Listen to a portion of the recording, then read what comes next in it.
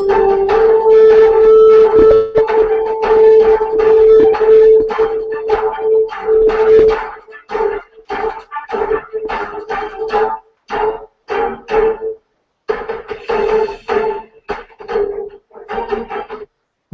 everyone, to World Meets Us broadcasting on our first weekly Google Hangout in a very chilly New York City. My name is William Kern. I am the founder of this project. This is our 9th year pursuing our mission of better informing the American people with news and opinion about the United States from newspapers around the planet. As we did with our Blog Talk Radio program, we will continue to bring you writers, thinkers, and activists, usually from other countries, to provide you with new ways of thinking about the complex problems facing our nation and our world. The significance of our work of generating content from other countries, work that is unavailable in English, is the first step to opening up an entirely new media landscape. This element of our work has grown in significance over the last couple of years. Because, to put it bluntly, our media, the U.S. mainstream media, is not only doing a poor job informing the American people, it is actively misinforming us. For one thing, the ABC, CNN, Fox, etc. are tiny appendages of much larger organizations, the goals of which are definitely not to engender an informed public.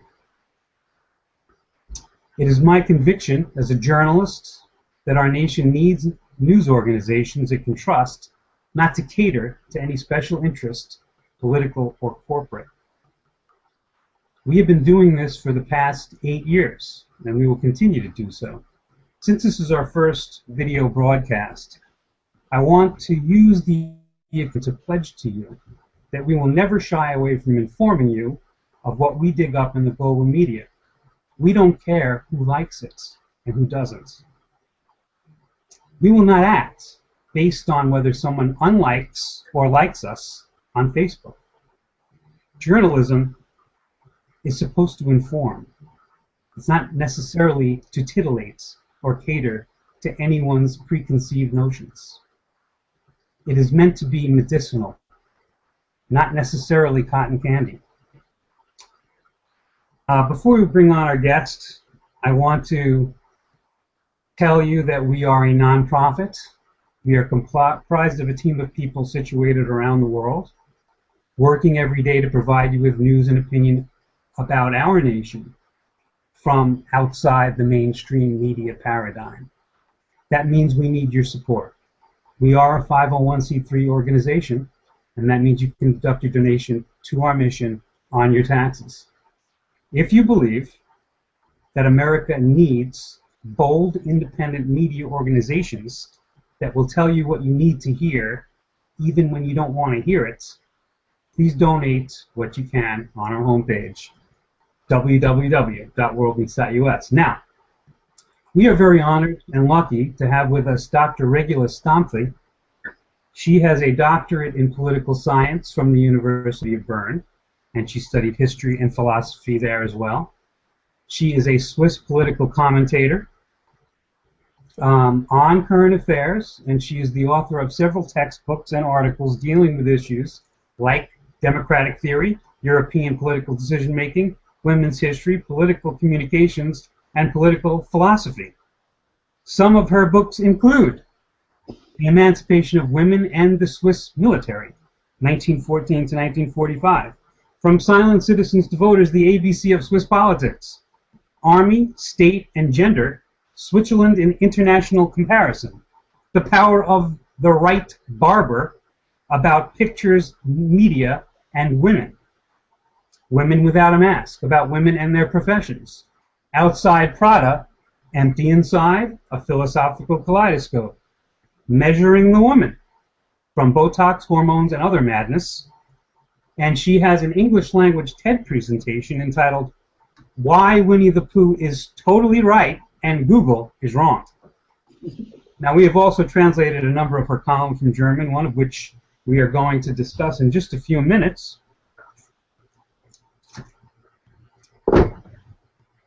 I have a drink there.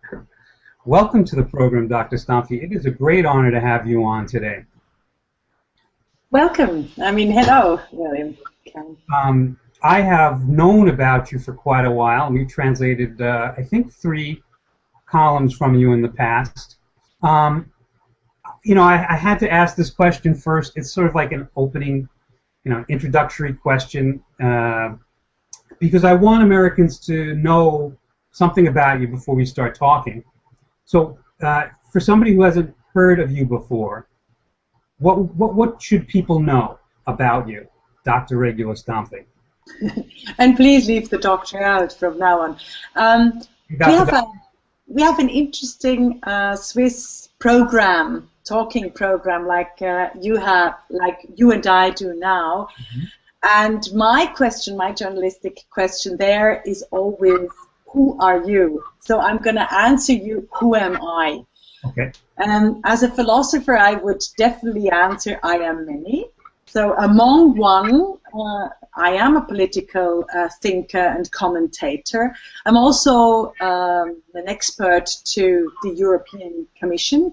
That means, I do, for committees, scientific committees, I evaluate science programs in my field. The Commission is the European Union is very confusing to people.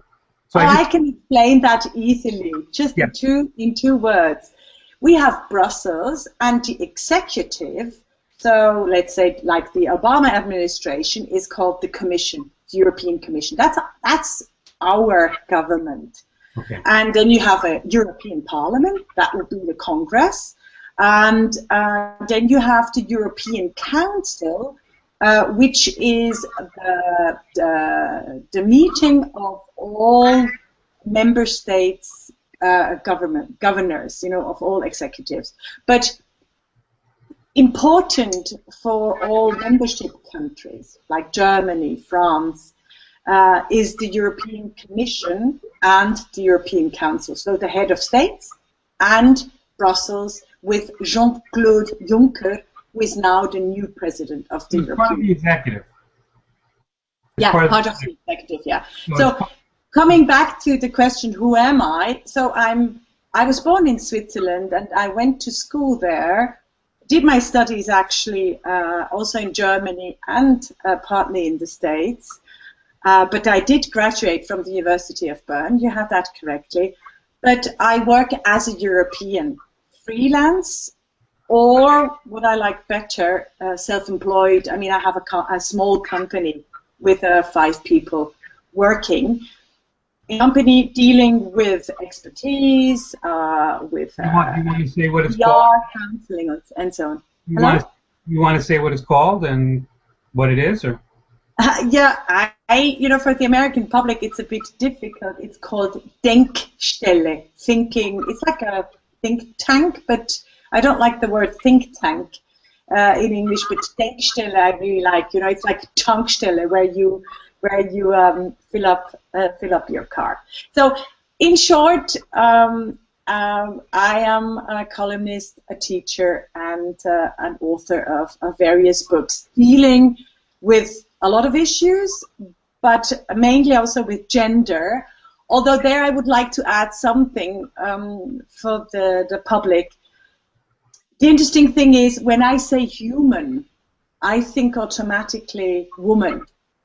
And it's the same for you. When you say human, you're a man.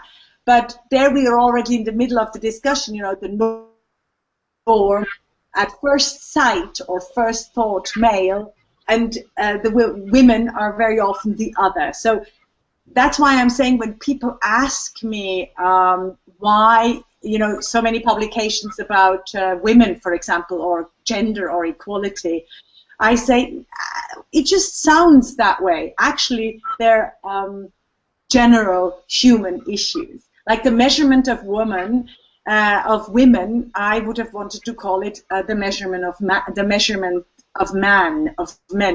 But as a woman, also, it was advised to say for women. You think of humanity in a feminine sense? It has a feminine. No, it's just both. I mean, I'm both. I'm a human as well. You think of it as feminine. The word human.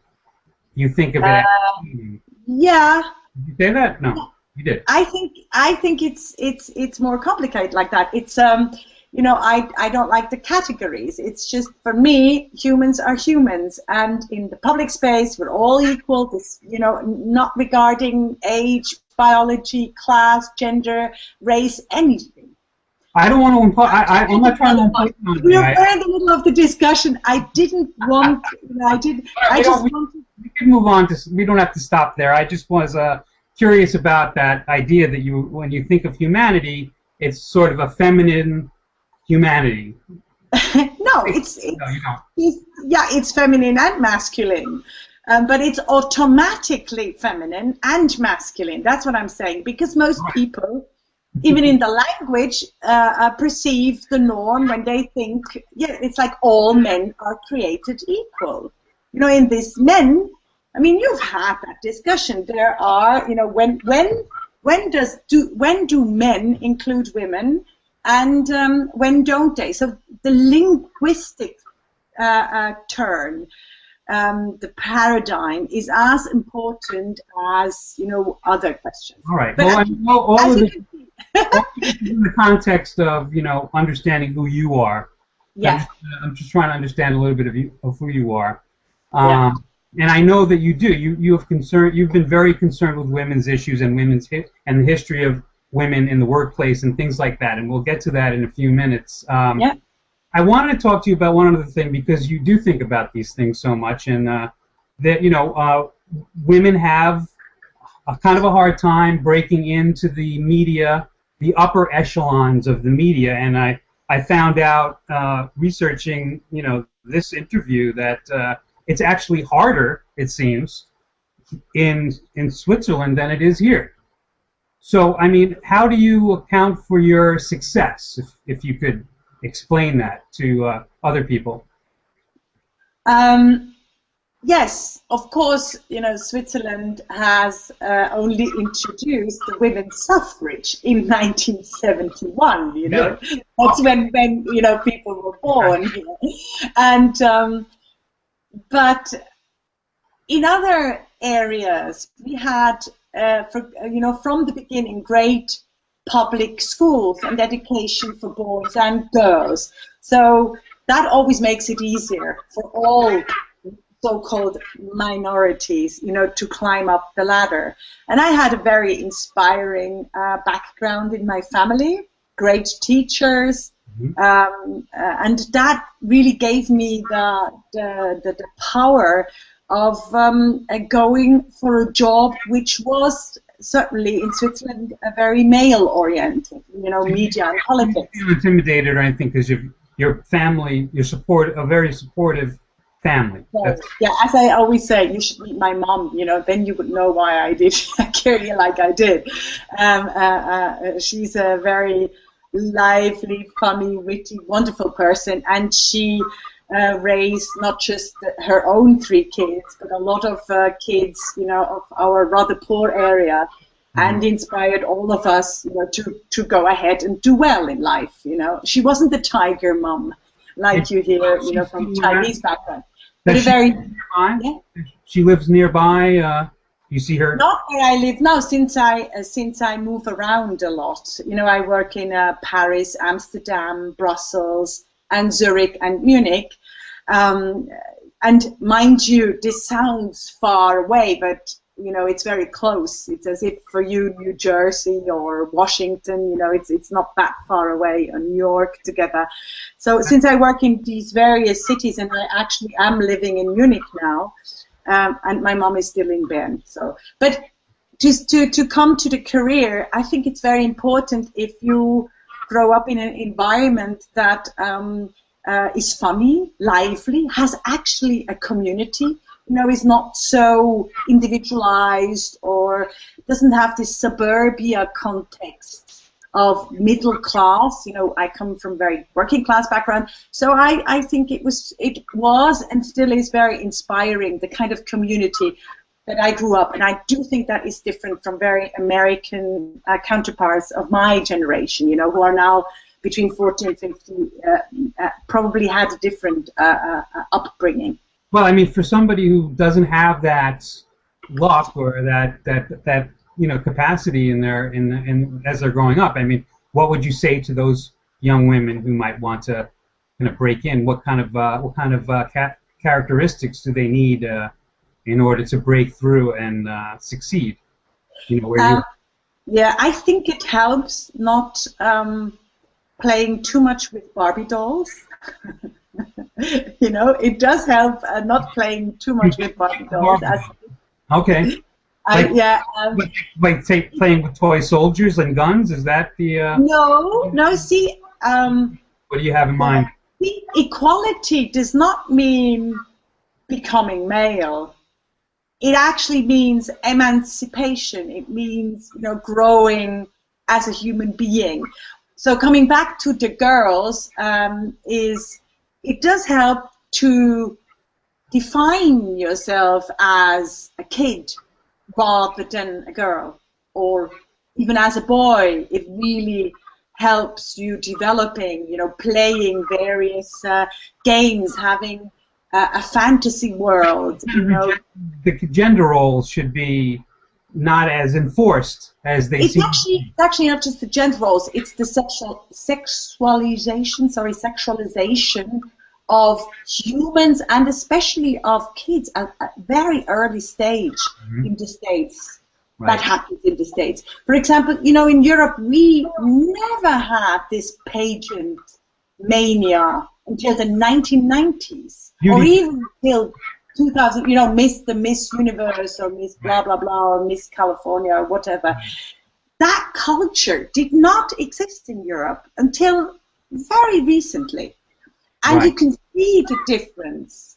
You can see the difference among women, among French women, Scandinavian women, where you have, in America, very often I feel you have to be absolutely perfect, if you do a career, not just that you are great in your subject, what you're actually doing, but you have to look very good. You have to be extremely slim. You have to do sports. It's this self-optimizing program, which I find most difference between the U.S. and Europe. We're talking about women. We're talking about women, right? Women. We're talking about the guys as well. We're talking about the men as well. So in other words, it's more superficial, oriented toward appearance. In the States, definitely. Yeah. So, in the States, definitely, and very healthy. I mean, Americans are obsessed with health. So I always say that American was like the most obese country in the world, or something. I know, and that's a paradox. Mm-hmm. It's a paradox, but not so much, because it's just it's a very, very capitalist way of raising children, of educating young people, of doing the media. It's this commodification which has gotten stronger and stronger in the States, that is very hard for Americans to understand. What is she talking about? But we're going to get into this. We're going to get into this because we're going to talk about that column that you wrote about Apple and Facebook's policy of freezing the eggs of their female employees. Yes. That's a column that Regula wrote, I guess it was like a month ago. It's on the show page if you want to take a look at it. And we're going to talk about that in a few minutes. Okay. So, I wanted to ask you about the issue of technology and the companies that are cooperating with the government on mass surveillance. Wait a second, I'm skipping. I think I'm skipping something here. But that's okay. We can talk about the NSA. No, I have everything in a particular order here, and I have to go by that. Okay, we got that. Breakthrough journalists, women, and all that. Okay. Okay. So you wrote a column a few weeks ago. We were just talking about it, on the policies of Apple and Facebook to pay their female employees to freeze their eggs, which you compared to eugenics. And family planning policies of the Nazis. Yes. And you suggested that people who this is a quote, who so indignantly deny any political responsibility for themselves when it comes to such important issues should face a Nuremberg-type trial. I guess we're talking about the guy who owns Facebook and whoever. So, of course, so Apple and Facebook claim that they are making this effort to women employees to allow them to pursue their careers like their male colleagues do. So what's wrong with that? I mean, I guess I obviously you don't think it's a good idea, but what's wrong with the idea of allowing women to pursue their careers unencumbered by, you know, parenthood if they want to? First of all, there's nothing wrong with that, except the idea of surrogate mothers, artificial insemination, and the idea of controlling humans in their production line. You know, the thing is, women and career, it's absolutely no issue if you have it like I had in France. You know, when I had my little boys, they're a bit bigger now, they're adolescent, but still quite a lot of work, but as small boys, and I was working full-time. I had 3 major frameworks or frames, opportunities that made that possible. Great creches, you know, so by the month, the creche, childcare, public childcare. Sorry? I'm sorry, that phrase, I missed that. You said gate crashers or? Creche? No, creche, les crèches. What are they called? Child nurseries. What? Oh, no, it was a German word. That's why I didn't. It's a French word, les crèches. You know, nurseries. Nurseries, you know, for babies. Yes, when when they're 4 or 5 months old, yeah. Nursery. And in France, it's absolutely normal to have public nurseries. That means, you know, you bring your newborn 4, 6, 9 months every day during the day to perfect childcare. Really, really good, elaborated, wonderful women and men who take care of the baby. Go to work and it has a long tradition, like in Scandinavia. And we have good schools. You know, we don't, the problem in the States is that you have to organize everything on a private level, you know, yourself. Having children is a private issue in the States. In Europe, having children is not a private issue. It's to be supported by the community, which means you provide good, health care, public health care. Is it the local community or Excuse me? Is it the local community or it's the state, the national? It's the local and the state. It's combined. In France, it's combined. But it's paid by taxes. Right. Well, you know, people in the United States are very suspicious of the government often, and they're suspicious of, you know, a program that is imposed from the federal level on everyone else, when the argument would be locally conditions are different and they should have some flexibility to do things the way that they want. I totally believe in local authorities. I find them brilliant. But, you know, my point is it has to be public, cheap or free. You know, it's like the healthcare system. That is the major difference between the States and Europe. So all I'm saying is you don't need technology to have kids when you're a young woman and want to do a career. You don't have to have that. It's actually better if you have the kids at a young, early stage. You have then a family. And, you know, this idea of it being feminist, that you freeze your eggs. When are you going to take them out? At the age of 40? At the age of 40, you need a surrogate mother. So you buy another woman. So you see, it's a totally different thinking of buying. I mean, in the States, it's normal to buy surrogate mothers, nurses, household slaves. You know, the idea that you can buy any service you want is popular with you guys. And it is very weird from a political point of view in the school of Immanuel Kant, where you have a judgment, where you actually choose between public and private, where you do think, is it really right to use another human being as a mean to your own wishes? It's a totally different approach of how to look at humans. And that's what I'm saying. I mean, social freezing is fine. I think there are a lot of issues there. You know, having the eggs frozen for 10 or 20 years, what it does to the kids. We don't have long-term studies, etc., etc. My position on this is it should be possible, safe, but very rare. You know, a bit like with abortion. Right.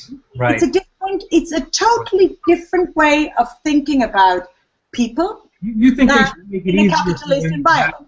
They should make it easier for them to have the baby and work while they have the baby. That's your best solution would be, you know, let them have the baby and work. That's of course. But it's not just for the women, also for the men. That's why you should have, for example, that's why France had a 32-hour week, William. It's a 32-hour week. Hang on. I mean, that is about 60% for you. You know, I mean, Americans define themselves through work, which creates a whole huge issue, especially at a time where industrial work, I mean, the U.S. is being deindustrialized. So there are no, you know, well-paid, good, easy jobs. So my point is, have kids. But it needs actually always to raise children. It needs a village and not just one mother or one father. And it would be great for the fathers as well if you had better childcare, supported by the local authorities and the national authorities. Okay, it's a different approach. I'm not sure if we hit every point that I wanted to hit with this because it is a little bit hard. I mean, it's a very strong statement to say that somebody like Mark Zuckerberg should for not taking responsibility for all the ramifications. I didn't write that. I mean, read the article again. I just compared the idea of perfectioning humans through reproductive skills and operations and manufacturing. Right. I only compared. I didn't say it's the same. I compared it. Well, you were like the what idea. I saw, one is by the state and one is private. And just because it's your own personal choice to do eugenics doesn't change the fact it is actually eugenics. It is optimizing. Going down the dangerous path is what you're saying. That's right. You know, it's always this dangerous path. Yeah, no, but it's a path of Aldous Huxley, Brave New World, of having a capitalist society where not only goods determine the value of a human, but you know, the human, him or herself, become a good, a commodity. You know, you commodify human flesh. Right. And I'm, by the way, I'm also against the commodification of animals, for example. That's why I'm against industrial production of animals. I mean, read any book. I've often said that the idea that we kill millions of animals every day for food is inherently wrong. Even though I eat chicken and I'm like a hypocrite, you know, but there is something inherently wrong with that. You seem to be saying something similar to that, except that you're not saying it's completely wrong all the time. It's just when they do it in a certain... I don't like this wrong, right. You know, I don't like this black and white. What I like is to think what we're doing. But of course, if you want me to say, yes, it is wrong. It is wrong, but again, I don't want to forbid anyone you know, any young woman to freeze her eggs. Who am I? No. What I'm actually asking for is we have to have a major philosophical, ethical debate on what are we actually doing with reproduction and what are we doing with humans.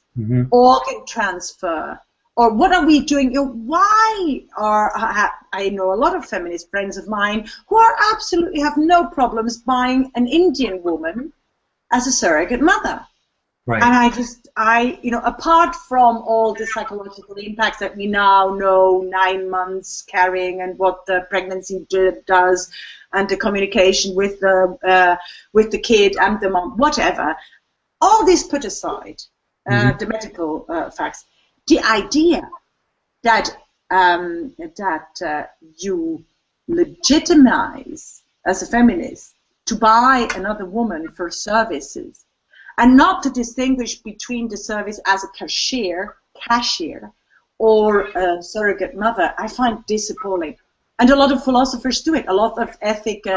It's like prostitution. You know, sex work in Europe.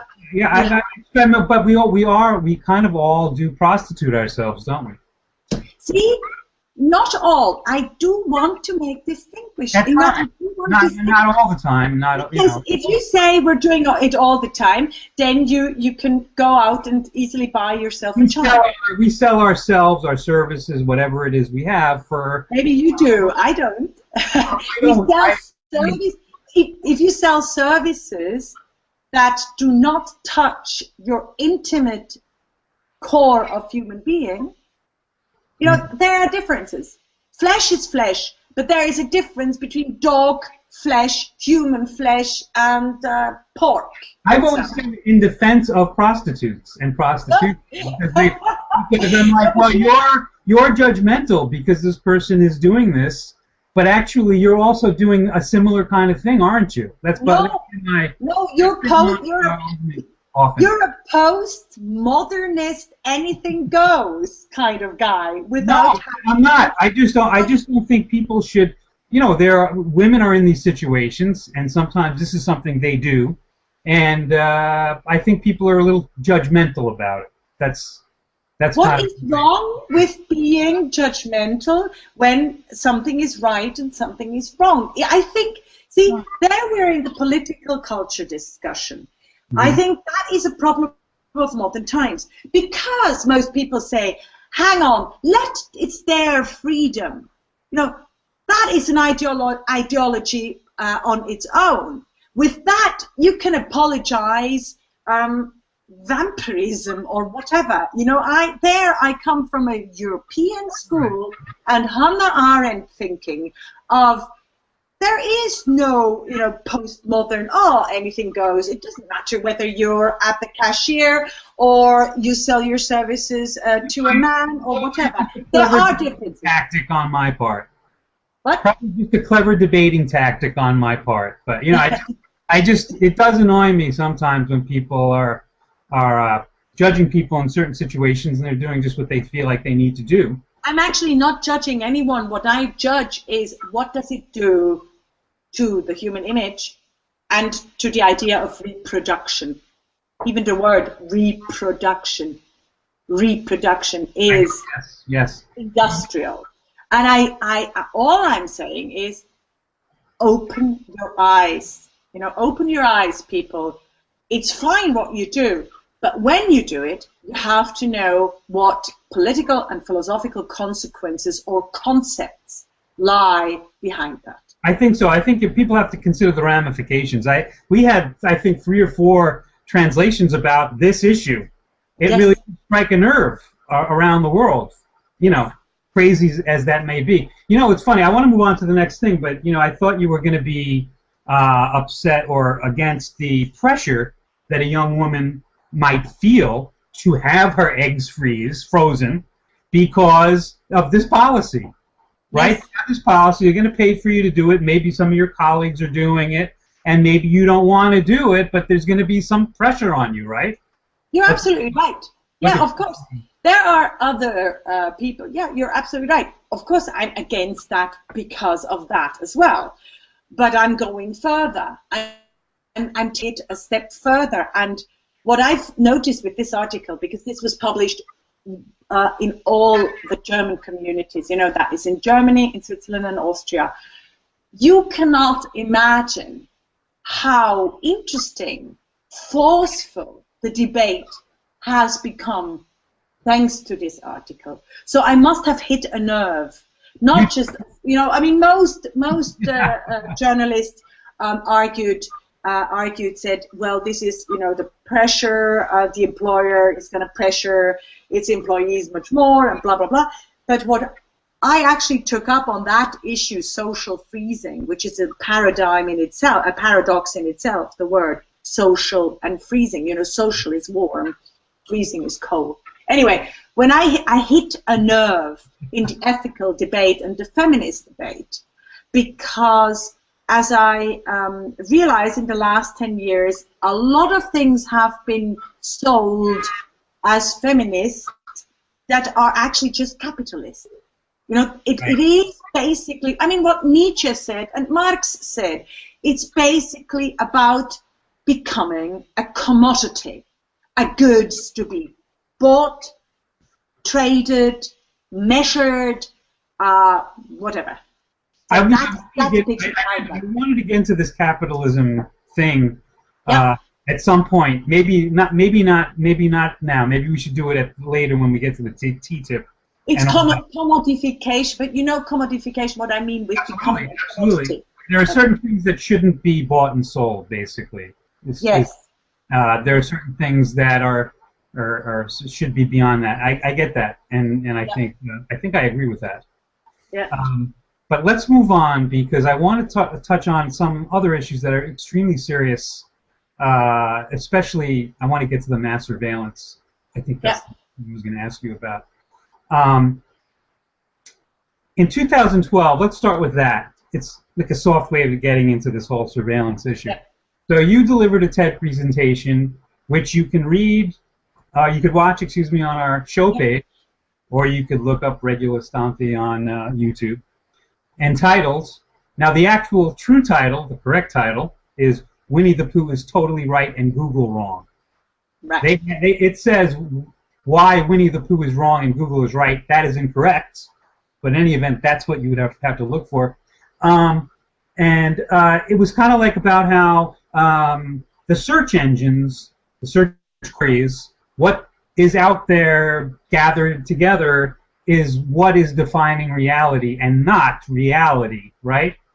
Absolutely. Could you talk a little bit about that, because I think it's a very interesting set of ideas. Yeah. Basically, it is.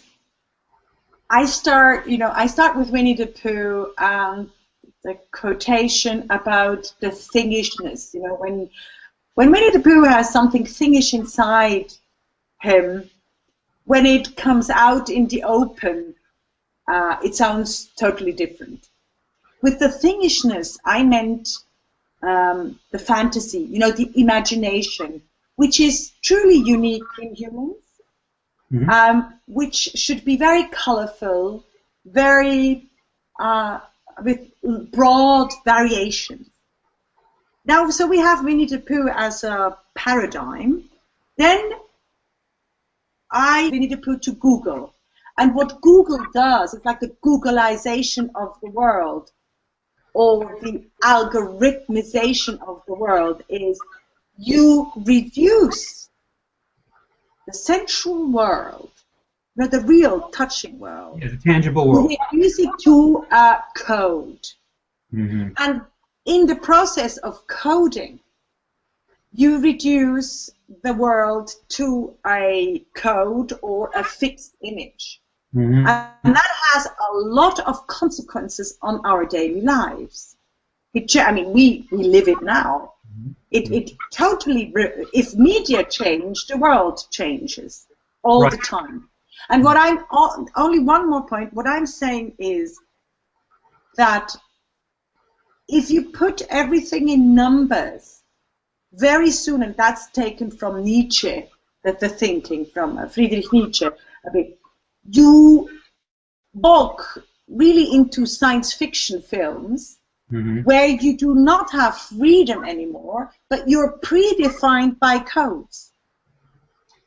Well, let me. I'm going to draw this out. Okay. Now you're talking about Winnie the Pooh in terms of what's inside. You can't really touch that or make you can't really make. In other words, what's in his imagination, his thoughts, or what he's thinking, you can't really get to that. And that what you're saying is that Google and these search engines, they come up with results, but they don't. They kind of strip away, it's a superficial result. It's not really getting to the heart of things. I was thinking, when I was reading or watching that TED presentation, but what's the alternative? You know what I mean? Like, you have these search engines, and they basically are a reflection of everything that other people are using the internet for and typing in there, and it's basically the sum total of whatever is in the human mind, in a way. Mm-hmm. So I realize you don't like it, but what's the alternative? Again, William, it's not that I don't like it. Okay. it's trying to make sense. It's so ontological. These discussions is always, you don't like this, do you? I mean, it's not that you don't. Well, let me have the basis. This is very important because it shows something about where the modern day discourse goes wrong, is that every criticism or analogy you say or observation, not you, William, but nowadays it's being like, oh, what's wrong? What's the alternative? That's, right. It is very hard. I'm not I'll come to the alternative. Okay. It's very hard nowadays to, let's say, describe an elephant and concentrate on the elephant's nose. What do you call this long thing? Snout, the trunk, the snout on that. And then everybody would say, what have you got against the snout? No, but I'm concentrating. So let's come back to Google. And what's the alternative? All I'm saying is, yes, if you put the world in algorithms, you put them in a certain logic that is done by programmers, and it shows, the world shows itself by codes. This is fine. It's perfect. I'm all onto it. The alternative is, there's actually no alternative in such a thing, but the important thing is that you and I know how to code, or we know somebody who knows how to code. So we can have various, not monopoly, fantasies, Google hits, whatever. I am very happy that I can put a lot of my articles nowadays through the social media and not just through Google or whatever, because I have various channels. So, and this is a great revolution also to the mainstream media. I have various channels now to actually express, and people can judge themselves whether they find this interesting, whether they want this or not. So I really like variations. What I'm saying about Winnie the Pooh is not just about the inside. I'm saying is, if you have imagination, this is very important, an open world. And if you have a world that is coded and put in statistics, you should always know that your imaginative world is almost as real as the statistics. You have to come into a communication so that you code differently. That, for example, in economics, you don't measure happiness with health equals health. You measure happiness, for example, with justice or a good wealth distribution. You see what I mean? Because no, it really depends how you use numbers or codes. I wanted an alternative. So I was hoping you had one. My alternative, you're the alternative. My alternative is also to to have a Sherman, what was it? A Sherman Trust Act? The Sherman Antitrust Act. The Sherman Antitrust Act. That we definitely need in the net world. I mean, that is clear. We really need to smash the monopolies of Apple, Facebook, Google, etc. That Amazon there's huge discussion here in Europe about that.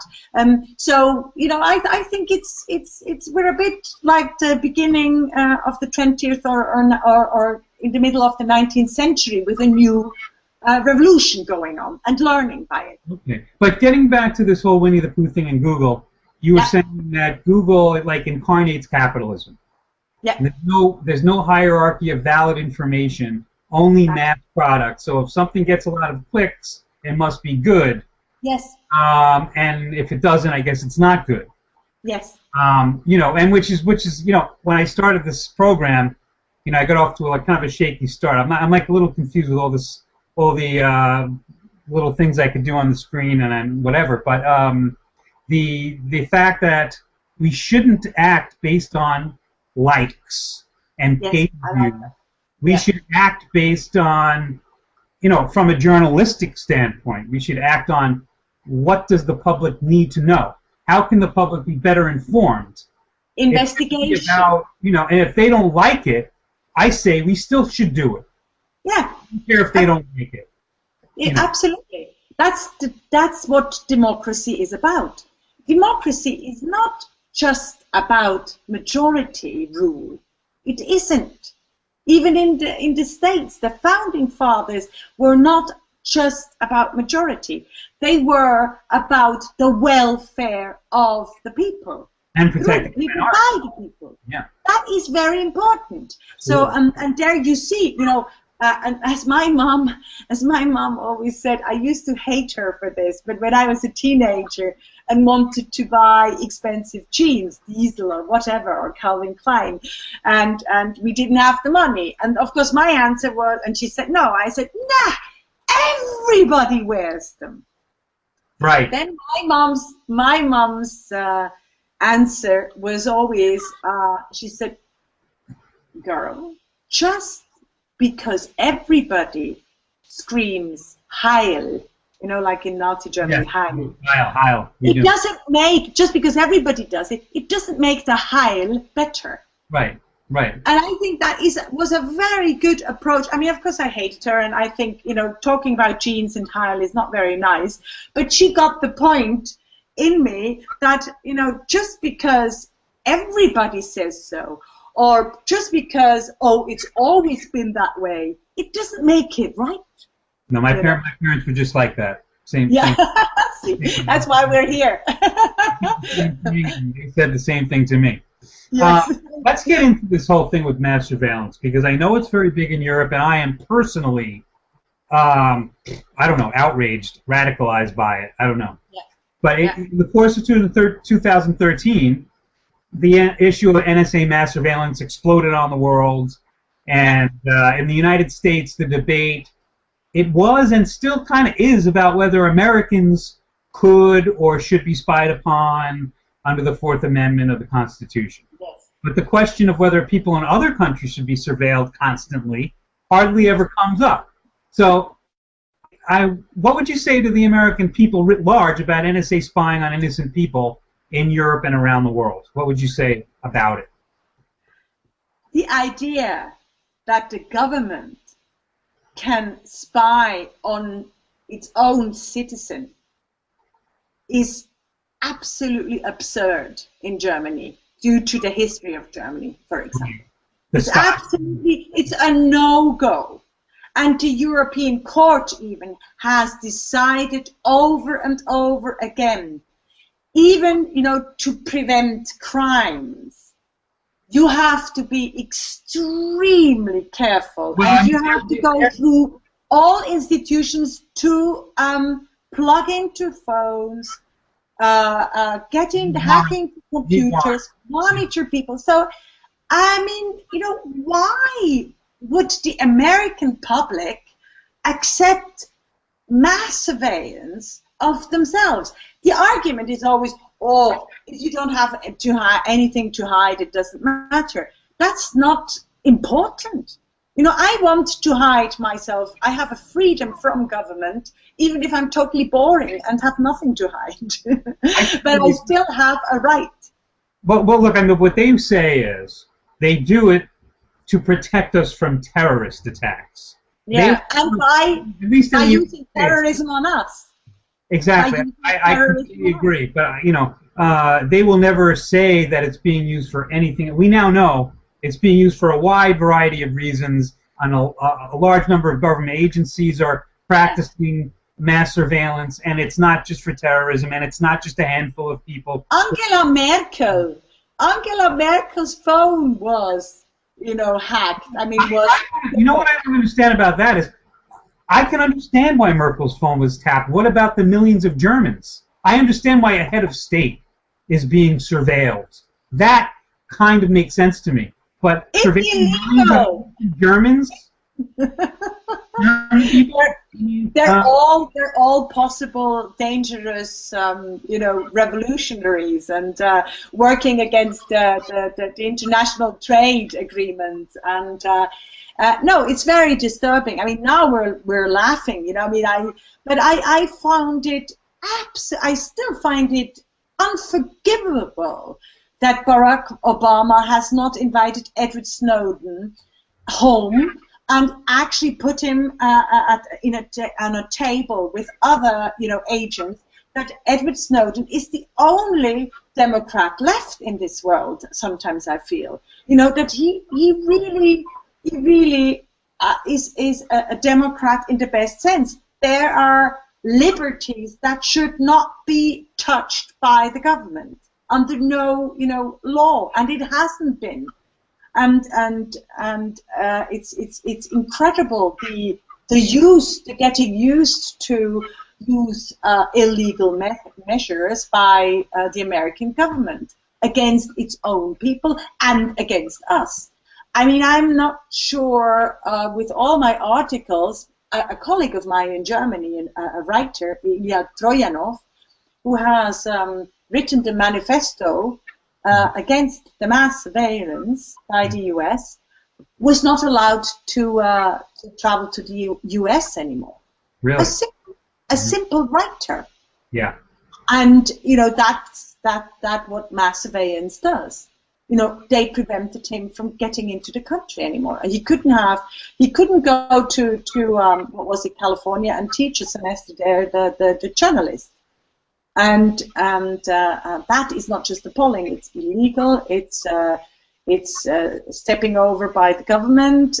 It's really very disturbing. Well, I mean, it's the influence of the national security state. It is incredible how much influence it has, and how it can really pervert the American system. The American values. The freedom of movement. It's on the page. I guess the question is how safe do people want to be? Because freedom comes with risk. I mean, if you're going to be free, then there's going to be some risk. If you want to be perfectly safe, you're going to be a slave. You're going to be living in a cage. Yeah. Yes, absolutely. And you're basically dead. That's the same with the egg issue, the kids. If you want to be safe, don't have kids. Or produce them in a way, where it's timed and everything goes. It's an obsession with security. So what are the reasons? I mean, do you know the joke that a guy goes to the doctor, he is about 50, and says, I really want to become 100 years old. You know it? And then the doctor says, well, do you smoke? No. Do you drink? No. Do you have lots of sex? No. Do you eat fatty food? No. And then the doctor went, well, why would you want to live that long? Why would you want to live to be 100? Right. And I think that is, it's a totally different approach to life. I wish it was innocent. I wish it was as innocent as an obsession with security. What I actually think it is an active campaign to frighten people into feeling insecure so that they will beg to be protected from terrorism with mass surveillance. Yeah. I really do think that's what's going on. It's the age of fear, and you see it in American literature. You see it in films. It's always this alien. This fear. It's horror films, and it's the old philosophical idea of Hobbes. Homo homini lupus. A man is another man's wolf. and behemoth, this evil inside us. I mean, that is very popular. That there is a popular culture there in the States. That basically we're all evil and have to be contained, and that is whatever human image you have as a society. There, the politics follow directly out of it. Either you have a God state, a theocratic state, like in Iran, or you have a state governed by fear, like in the States.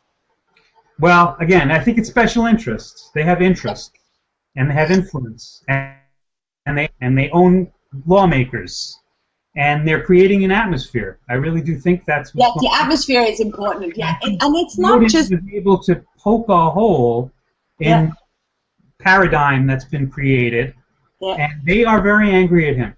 That's very clear. Yeah.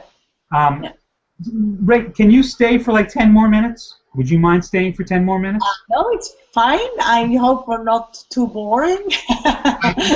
I don't know, but I think that it's an interesting conversation. So for whoever is listening, that's fine.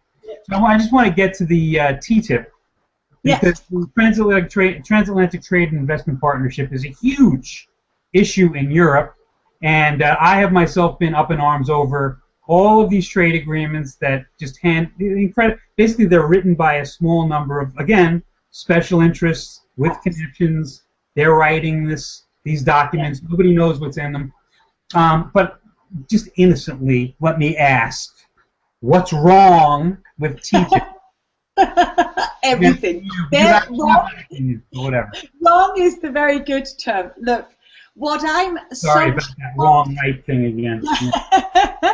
No, what I'm so shocked about the so-called trade agreement is that it actually is like an enabling act by the US and Brussels this time, not just German government, but the European Union, by the lobbyists, by big companies, big money, big media, to dismantle our democracies, our rights to choose ecological laws, equal laws, no. How is it doing that? How do they do that? It's these arbitrary course, even the word. The thing is, once the TTIP is accepted in both Washington and Brussels, it will mean that big companies can sue any European government if they have a law against genetically engineered food, for example, because they argue it's a tariff hindering or a trade hindering or an obstacle. And with that argument, you can abolish finally everything that's been much better in Europe, i.e. public, for example, also taxes for schools, for nurseries, taxes for health care. They say, well, this is a competition barrier, so we're going to take Sweden to court. I mean, it is. If regulations are inconvenient for one of these large multinationals, they can challenge the regulation in these special tribunals, take governments to court, and make them lift this law that was passed by this people's legal representatives. Yes. And that seems to be one of the things in these agreements, although they're being negotiated largely in secret, so nobody knows, nobody precisely knows what is in these treaties. Oh, but we do know. We have leaks, and we have seen, in other words, we've seen some documentation. But not just documentation, but we've seen what the US did with the free trade in Mexico, what Canada does with the free trade agreement that it has with Poland, for example, already taken the Polish government to court or the Danish government to court. I mean, there is enough evidence. And they've been trying, William, since 1999, they've been trying, the big companies have been trying to get a law passed like that. They wanted it in 1999. That was the big Seattle, against the WTO, the big Seattle demonstration. I had friends who were arrested in that rioting that went on. Yeah, good for you. Good for you. Yeah, I've just thought. Actually, I was like, well, what's wrong with rules for trade? I don't understand why you're so upset. But back then, that's what I was. That was my opinion. Yeah, there's nothing wrong with trade, but the most fascinating thing is it's not about trade. It's actually about dictatorship by big companies, multinational companies, global companies. And that was in 1999. They called it the Multilateral Agreement on Trade and Tariffs, the MAE. Right. And that was exactly the same suggestion as now with the TTIP. They always call it differently, but what the bottom line is, big finance, media, and global multinational companies want to abolish the still existing democratic countries. And Europe is the last post there. It is really, if you look at Germany without with a lot of faults, or Greece, which has been in terrible conditions, but still, it is a paradise to live as compared to other places, even compared to the States, to a lot of places in the States. And what is going on is they want to abolish our democracies, like Amazon does with Amazon earns, for example, billions in Europe, but does not pay any taxes in Europe, except in the small country of Luxembourg. So you see, there are all these regulations that are sold as being trade negotiations, or this is more freedom. No, it is the turning back of the clock that made Europe, at least, a better place after the Second World War. That is what is disturbing. Well, you're touching on something that I've been concerned about for many years. Corporations that don't have any allegiance to any nation. They're basically entities that are beyond the nation state, and they operate in 100 countries or 200 countries. They have more money than most national budgets, and there is no oversight for these organizations. They're really playing the system. They're gaming the system so they can make ever more money, and avoid, as you say, the decisions of the people's legally elected representatives. Again, the whole process of elections is also another mess. Yeah, but William, just to come back to the trade negotiations, there are simple rules that we could do. For example, like we did in the 19th century. You get a free trade agreement if you have at the same time a law against child labor, if you have laws for social minimum wage, if you have laws for health care. You see what I mean? If you combined... Well, it's a matter of complexity and transparency, right? Because... No, it's easy. That would be easy. The laws are easy. That's what they would say to you, probably, if I were one of these people. I would probably say to you, well, that's exactly what we're doing. It's just... It's a little more complicated than that. There's a lot of other issues also, but we're sort of doing exactly what you say right now. No. People who are sitting at the table, they are a handful of special interests. They're not the people. It's not all of the producers of oranges and apples. It is a small number of special interests making these decisions and deciding what the rules are going to be, and those rules are going to serve them. But William, on the other hand, I always say there that you're right. There are people with special interests, but actually, I want to be optimistic here. Don't underestimate people. Even people who sit at the table and suddenly realize what it would mean to their community, they would have a strong impact. And sometimes that does happen. That there are people who at first sight, are just representatives of big data, big business, big lobbyists and whatever. But what makes me happy is to see that even these people very often and are able to change. are able to change, and it's not just money that counts in life, you know, and very often people come to that conclusion.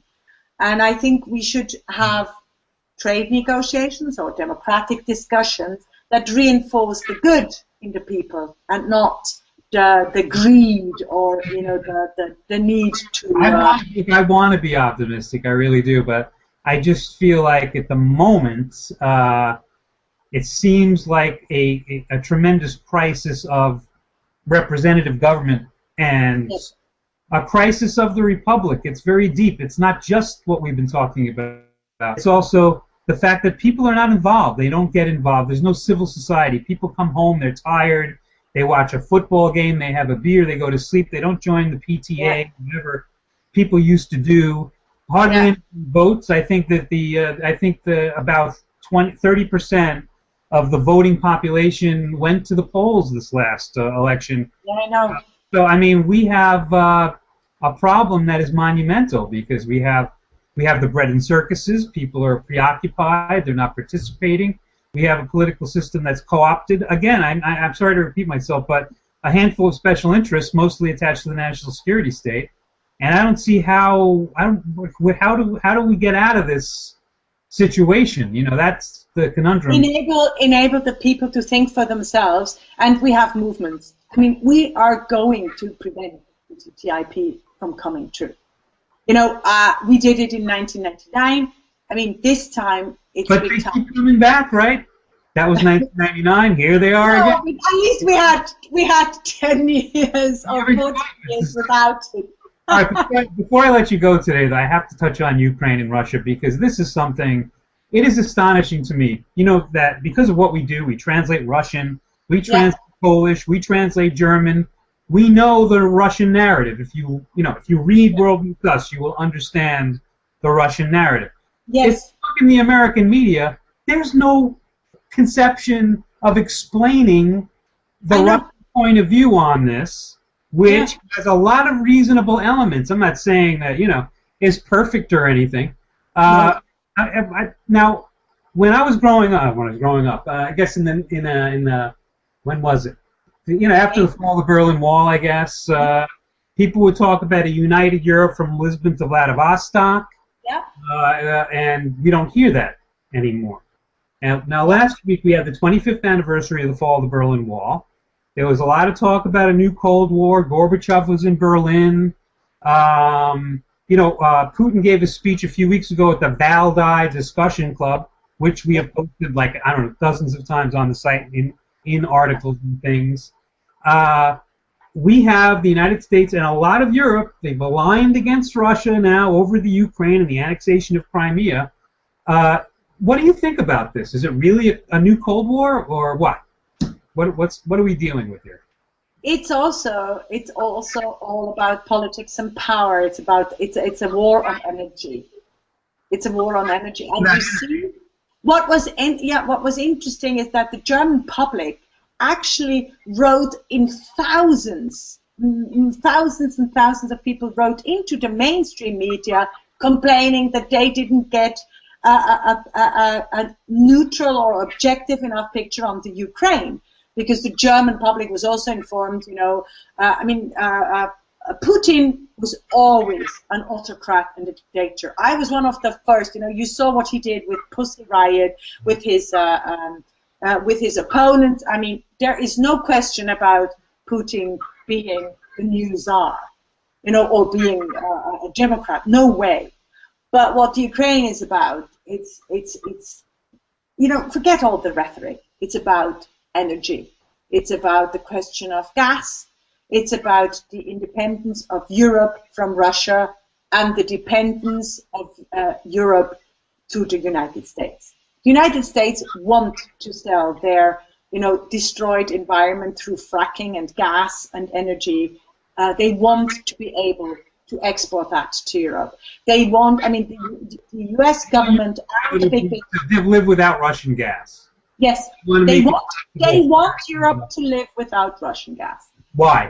And to squeeze Russia into into the whole world. I mean, Russia was easy for the U.S. I mean, what's the end goal of this policy? What is the goal, do you think, of this policy of isolating Russia, weaning the Europeans off of Russian gas?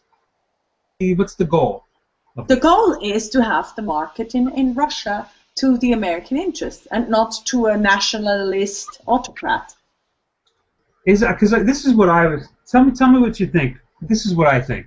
Yeah. I think Washington does not want to see a Europe united from Lisbon to Vladivostok. Yeah, absolutely. It doesn't want to see it under any circumstances. It doesn't want to see it with Putin or without Putin. It doesn't want to see it with a democratic Russia or without a democratic Russia. It wants to prevent that from happening. Yeah. That's why, I mean, I don't see I don't see any underlying sensible narrative here. It's a very good point. Combined to see from Lisbon to Vladivostok, it's definitely a good point. But it's also about power, influence, and money. And to have no competition whatsoever to the only ruling model, which is a capitalist model under American saying and autocracy. So that's the same attitude. It's an attempt to protect the capitalist model, the U.S. capitalist model. Yes, absolutely, absolutely. Yeah. Okay. Yeah. Because the European capitalist model is a social capitalism still. It's not socialist, but it's a social capitalism. It has not privatized everything like you guys have in the States. Well, it depends on which state, but yes, I mean Well, I mean, look, what really struck me when I was in the States, California, that beaches are private. Nobody would make a beach private. I mean, in Greece, not some, like they have public beaches and private beaches. I think. I know. No, but that's a no-go. Beaches belong to everybody. There is no private beaches in Europe at all? No. Really? Yeah.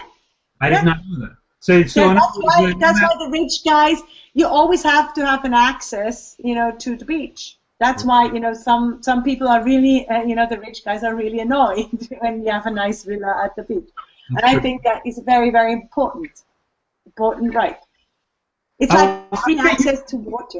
It used to be a rule here. I don't know what happened, but it's a mixture now. But I know there are some places where, like, if you're wealthy and you have property by the shore, you have to provide access, and then there are times you don't. So. But look, William, that is like since the Middle Ages, Europe has had a right even for the slaves, which were not called slaves, but feudal, the feudal workers, had a right to access water.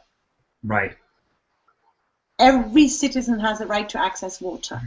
Mm-hmm. So that's why our water companies are not private. Mm-hmm. So that's why Brussels wanted to introduce last year, and we prevented that, suddenly saying, look, this is a monopoly by the states. Why water companies can be private. And there was a huge outcry, and it was successful. No privatization of water. But the global, the WTO works on privatizing all common goods that belong to everybody, and there we have to be careful. So, but we have to get going soon. Well, I mean, I thought this is the difference between the U.S. and Europe. I think is. Yes.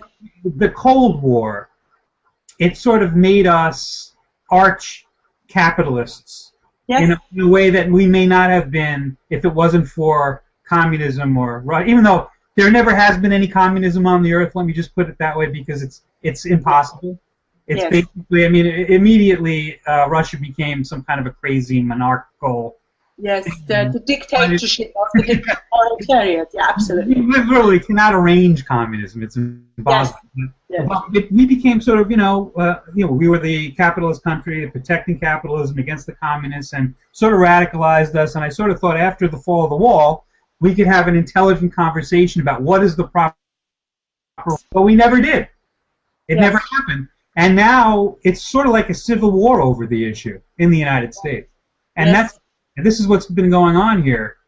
You know, it's been a while now, but through the Obama administration, it's been pretty extreme. Let's have that discussion again, because it's interesting to see when it started to happening. When it started to happen, because I've written a long historical piece on why is it that America has lost totally its social kind of welfare idea for the common people, for the common good. You mean the FDR, from FDR, that sort of thing? Absolutely, yeah, the New Deal. How did it happen that the New Deal, which was a great success, became the kind of, in the public discourse, the country and the policies? Well, I just think there's so much suspicion of government and its effectiveness. Yeah. And there's a lot of kind of discussion about so what's the right word? As I said, let's take this discussion up again. I have to get going. One more question for you, and then I'm going to let you go. This is the last question. So I'm going to follow through with my plan to ask this question. So you've lived in the United States. Yep. You've lived in Europe. You're used to thinking of big issues. So let me ask you, what worries you most about the United States, and what worries you most about Europe? About the States worries me most what we talked about. The lack of information, education, and the huge power of lobbyists and global multilateral global industries. Multinational. But what I want to say, what I like about the States is, what I used to love and what made me who I am is the spirit of you can do it. Go ahead. You can try and fail, and you can try and fail again. That you can't do in Europe. Failing in Europe is very difficult. What worries me most about Europe is actually the German government, but it's always been a worry because Angela Merkel is not very open to social issues. I mean, I think she is. She's very much an actor in favor of the big business. And what worries me most is that the Social Democrats, my friends, in parentheses, have totally lost it. A bit like Barack Obama. They've lost the plot. Yeah, they promised a lot and then lost totally when they're in government. Like François Hollande in France. After Sarkozy, the Social Democratic president, and everybody thought, okay, now we have another force in Europe, and what is he? He's a puppet of the free trade movement. So that is very worrying. But I really have to go. Okay, Regula, thank you for being with us. I really appreciate you being here. Thank you very much for the invitation, and I'm sure we'll have another discussion on just one issue, because there's so. Thank you very much, and all the best in New York. Okay. Have a wonderful day. Yeah. Thank you very much. Have a very good day. Thank you. Bye bye. Bye bye, Regula. How do I do that? What, I'm supposed to hang up on you, I suppose. Yes, you are. I guess you should probably just pop out. Okay, there we go. This has been our first Google Hangout. We kept it simple today because I'm still getting used to the other bells and whistles and showing videos and having other people. But we're going to do more challenging and different kinds of programming. In the meantime, my name is William Kern.